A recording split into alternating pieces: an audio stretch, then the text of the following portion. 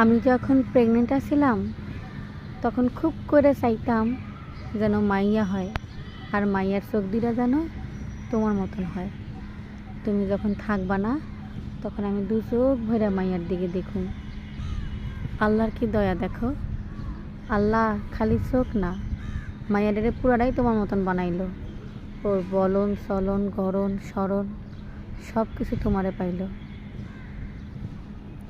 আমি তো জানতাম না, আল্লাহ তো জানতো একদিন এমন হইব তুমি আমার লগে থাকবা না, দূরে থাকবা।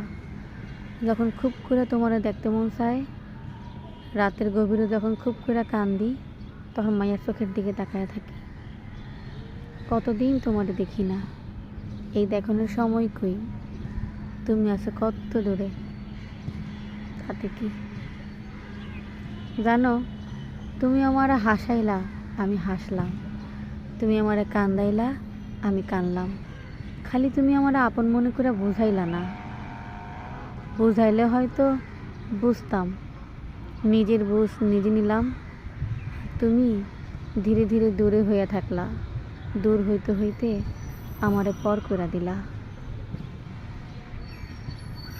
আল্লাহ জানতো তুমি এমন পাগলরে ভালোবাসছো, এই পাগলরে যেমনে রাখবা তেমনে থাকবো।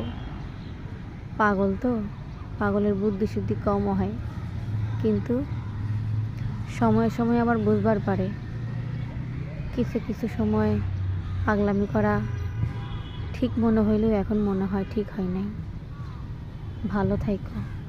দূর আকাশে যখন চাইয়া দেখি বৃষ্টি নামে, ঝড় হয়, তুফান হয়, তোমার তখন রাইতের আলো, চাঁদের প্রদীপ, আর আমার তখন বর্ষার প্লাবন। এমনি করে যাইতেছে দিন, যাইতে থাকবো। বয়স হইব, চুল পাকবো, চামড়া ঝুল্লা যাইব, তারপরে কি একদিন মইরা যাবো। দেখার শখ আর মিটবো না। মাইয়ারে দেখুন।